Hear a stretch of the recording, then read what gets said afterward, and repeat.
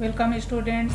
मैं डॉक्टर महिमावती सालेंटो को सहायक प्राध्यापक शासकीय काव्य उपाध्याय हीरालाल महाविद्यालय अभनपुर। स्टूडेंट्स, आज हम किन्स का व्यापार चक्र सिद्धांत के बारे में समझेंगे।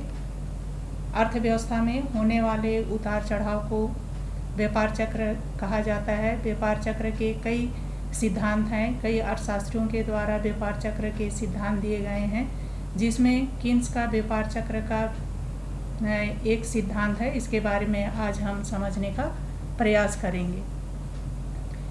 किन्स का व्यापार चक्र का सिद्धांत। किन्स 20वीं शताब्दी के महान अर्थशास्त्री हैं। उनकी प्रसिद्ध पुस्तक सामान्य सिद्धांत जनरल थ्योरी सर्वकालीन महान ग्रंथ है। इस ग्रंथ की रचना उन्होंने उत्पादन और रोजगार के निर्धारण के लिए की थी। इस पुस्तक में उन्होंने अलग से व्यापार चक्र सिद्धांत की रचना नहीं की है। किन्स ने इस पुस्तक में केवल व्यापार चक्र पर टिप्पणी का उल्लेख किया है। इस संबंध में प्रोफेसर डिलार्ट का मत है कि किन्स ने व्यापार चक्र पर कोई सिद्धांत की रचना नहीं की है, फिर भी उनके विचार व्यापार चक्रों की व्याख्या के लिए प्रसिद्ध है। किन्स के अनुसार विनियोग या निवेश की दर की मात्रा में होने वाले उच्चावचन व्यापार चक्र की क्रियाशीलता के लिए उत्तरदायी है। विनियोग या निवेश के ये उच्चावचन पूंजी की सीमांत उत्पादकता में होने वाले उतार चढ़ाव के कारण होते हैं। निजी विनियोग के तत्व। किन्स के अनुसार निजी विनियोग को दो तत्व प्रभावित करते हैं। पहला ब्याज दर रेट ऑफ इंटरेस्ट, दूसरा पूंजी की सीमांत उत्पादकता मार्जिनल एफिशिएंसी ऑफ कैपिटल। सबसे पहले हम देखेंगे ब्याज दर। किन्स के अनुसार ब्याज बचतकर्ता की तरलता पसंदगी के त्याग का पुरस्कार है। ब्याज दर को तीन तत्व प्रभावित करते हैं। पहला लेन देन उद्देश्य, दूसरा सावधानी उद्देश्य और तीसरा है सट्टा उद्देश्य। किन्स के अनुसार ब्याज दर पर लेन देन एवं सावधानी उद्देश्य कोई विशेष प्रभाव नहीं डालते हैं। वास्तव में सट्टा उद्देश्य, जिसमें भविष्य की अनिश्चितता से लाभ उठाने का भाव इसमें शामिल होता है, इसलिए ब्याज की दर को सबसे अधिक सट्टा उद्देश्य ही प्रभावित करता है। लेन देन उद्देश्य और सावधानी उद्देश्य कम प्रभावित करता है। किन्स ये भी मानते हैं कि ब्याज दर व्यापार चक्र की क्रियाओं को बहुत अधिक प्रभावित नहीं करता है। दूसरा है पूंजी की सीमांत उत्पादकता। पूंजी की सीमांत उत्पादकता किसको बोलते हैं? पूंजी की एक अतिरिक्त इकाई को लगाने से जो अतिरिक्त उत्पादन या लाभ प्राप्त होता है, उसे पूंजी की सीमांत उत्पादकता मार्जिनल एफिशिएंसी ऑफ कैपिटल, जिसको शॉर्ट में MEC के नाम से भी जाना जाता है, इसको पूंजी की सीमांत उत्पादकता कहते हैं। किन्स के अनुसार जब ब्याज दर स्थिर रहती है तो व्यापार चक्र को प्रभावित नहीं करती है। पूंजी की सीमांत उत्पादकता में होने वाले उतार चढ़ाव ही निजी विनियोग के उच्चावचनों का कारण होता है। अर्थात पूंजी की सीमांत उत्पादकता अधिक होने पर विनियोग भी अधिक होता है। इससे अर्थव्यवस्था में तेजी आती है। इसके विपरीत परिस्थिति में पूंजी की सीमांत उत्पादकता कम होने पर विनियोग कम होता है और उत्पादन कम होता है, और उत्पादन कम होने से उत्पादकता कम होने पर अर्थव्यवस्था में मंदी आती है। आगे हम देखेंगे पूंजी की सीमांत उत्पादकता को प्रभावित करने वाले तत्व। किन्स के अनुसार पूंजी की सीमांत उत्पादकता अर्थात MEC को दो तत्व प्रभावित करते हैं। पहला है पूंजी परिसंपत्ति की पूर्ति कीमत और दूसरा है संभावी प्राप्ति। तो सबसे पहले हम समझेंगे पूंजी परिसंपत्ति की पूर्ति कीमत क्या है। एक निवेशकर्ता द्वारा पूंजी की एक इकाई को काम में लेने के लिए जो कीमत चुकाता है, उसे पूंजी परिसंपत्ति की पूर्ति कीमत कहते हैं। किन्स के अनुसार पूंजी की पूर्ति कीमत अल्पकाल में स्थिर रहती है, इस कारण व्यापार चक्र पर इसका कोई विशेष प्रभाव नहीं पड़ता है। दूसरा है संभावित प्राप्ति। पूंजी की एक इकाई विनियोग करने से भविष्य में प्राप्त होने वाली आय को प्रत्याशा संभावी प्राप्ति कहते हैं। संभावी प्राप्ति के उच्चावचन ही अंत में पूंजी की सीमांत उत्पादकता को दो प्रकार से निर्धारित करते हैं। इसमें पहला है पूंजी की सीमांत उत्पादकता में वृद्धि की संभावना और दूसरा है पूंजी की सीमांत उत्पादकता में कमी की संभावना। सबसे पहले हम देखेंगे पूंजी की सीमांत उत्पादकता में वृद्धि की संभावना।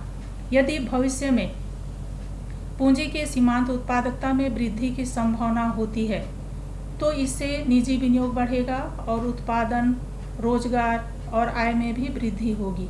इस दशा में समृद्धि काल प्रारंभ हो जाएगा, सकारात्मक गुणक प्रभाव क्रियाशील हो उठेगा। इसके परिणाम स्वरूप क्या होगा? अंत में तेजी फैलेगी और अर्थव्यवस्था समृद्धि की ओर अग्रसर होगा। दूसरा है पूंजी की सीमांत उत्पादकता में कमी की संभावना। पूंजी की सीमांत उत्पादकता कम होने पर निजी विनियोग कम होगा, उत्पादन और आय घटेगी, देश में बेरोजगारी फैलेगी, इससे मंदी उत्पन्न होगा, गुणक नकारात्मक या विपरीत दिशा में काम करने लगेगा और संपूर्ण अर्थव्यवस्था मंदी के जाल में फंस जाएगी। आगे हम देखेंगे कीन्स के व्यापार चक्र सिद्धांत की कार्यविधि। अब तक हम कीन्स के व्यापार चक्र में जिन मूलभूत कारणों के बारे में हम समझे वह वास्तविक व्यवहार में व्यापार चक्र पर किस प्रकार कार्य करता है इसके बारे में हम समझेंगे। तो पहला है विस्तार काल। कीन्स के व्यापार चक्र को हम विस्तार काल से प्रारंभ करके यह जानने का प्रयास करेंगे कि तेजी किस तरह प्रारंभ होती है। विस्तार काल में कीन्स के अनुसार व्यापारिक कार्यों का तेजी से विकास होता है, व्यवसायी भविष्य के प्रति अधिक आशावादी हो जाते हैं, वे अधिकतम लाभ दर मिलने की आशा करते हैं, पूंजी की सीमांत उत्पादकता में तेजी से वृद्धि होती है, देश का वातावरण अति आशाजनक हो जाता है, तेजी अपने उच्चतम शिखर पर पहुंच जाती है। कीन्स के अनुसार अत्यधिक आशावाद निराशावाद को जन्म देता है, क्योंकि अति आशावाद के कारण निवेश अंत में पूंजी की पूर्णता बिंदु तक पहुंच जाता है। दूसरा अवस्था है कीन्स के अनुसार व्यापार चक्र की दूसरी अवस्था है मंदी काल का प्रारंभ। तेजी के उच्चतम शिखर पर अर्थव्यवस्था के पहुंचने के बाद कुछ ऐसी आर्थिक शक्तियां उत्पन्न हो जाती है जो पूंजी की सीमांत उत्पादकता को कम कर देती है। तेजी की क्रिया शिखर पर पहुंचने की दशा में कच्चे माल साज सज्जा दुर्लभ हो जाती हैं, जिससे लागतें बढ़ने लगती है और पूंजी की सीमांत उत्पादकता गिरने लगती है। तीव्र आर्थिक विस्तार से वस्तुओं की पूर्ति मांग की तुलना में अधिक होने से उत्पादन अधिक हो जाता है, जिसके कारण व्यापारियों की जो प्राप्तियां हैं या लाभ की जो दरें हैं कम होने लगती है। ब्याज की दर स्थिर रहती है या बहुत थोड़ी वृद्धि होती है, रोजगार भी घटता चला जाता है। तो इन सभी कारणों से पूंजी की सीमांत उत्पादकता कम होने से बाजार मंदी की ओर जाने लगता है। अगली अवस्था है पुनरुत्थान रिकवरी। कीन्स के अनुसार जिस प्रकार पूंजी की सीमांत उत्पादकता में कमी के कारण मंदी आती है, ठीक उसी प्रकार पूंजी की सीमांत उत्पादकता में वृद्धि होने पर अर्थव्यवस्था में पुनरुत्थान प्रारंभ हो जाता है।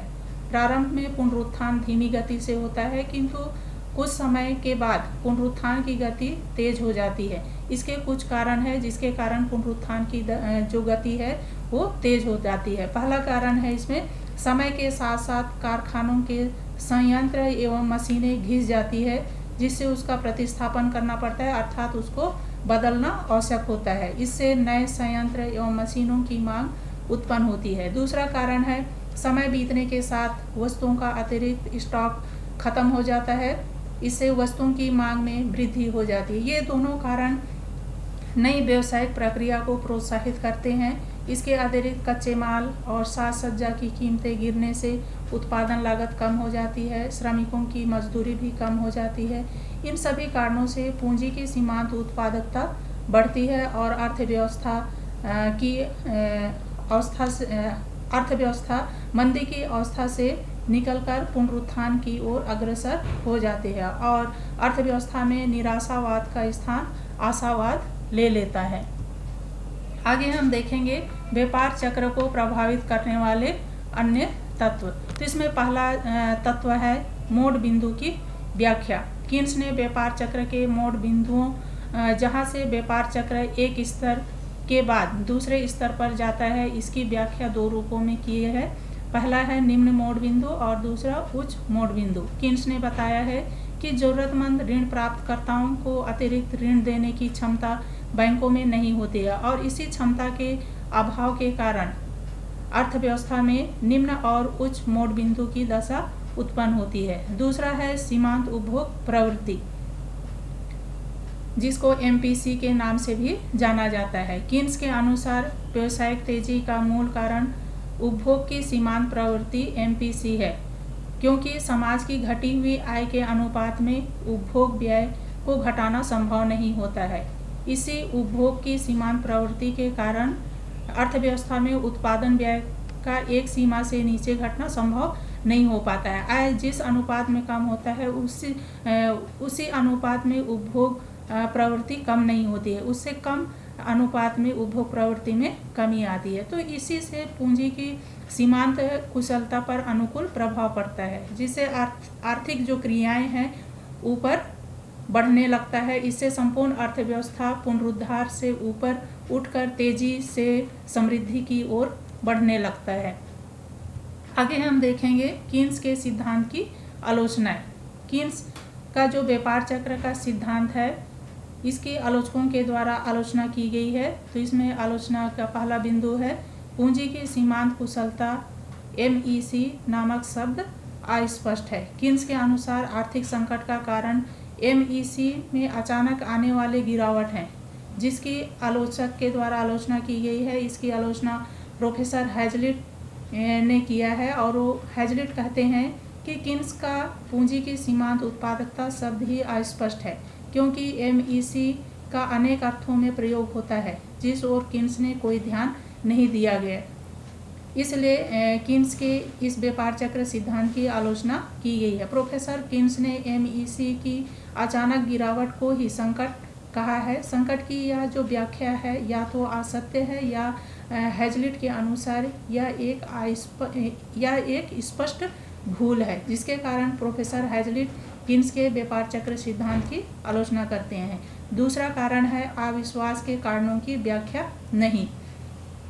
कीन्स के अनुसार व्यापार जगत में अविश्वास के कारण व्यापार चक्र आते हैं, किंतु प्रोफेसर हैजलिट का तर्क है कि कीन्स यह बताने में असफल रहे हैं कि ये जो व्यापार चक्र में अविश्वास क्यों उत्पन्न होते हैं, किन कारणों की वजह से अविश्वास उत्पन्न होते हैं, इसकी उन्होंने स्पष्ट व्याख्या नहीं की है। इस कारण इसकी आलोचना हुई है। तीसरा है व्यापार चक्रों का उपचार गलत।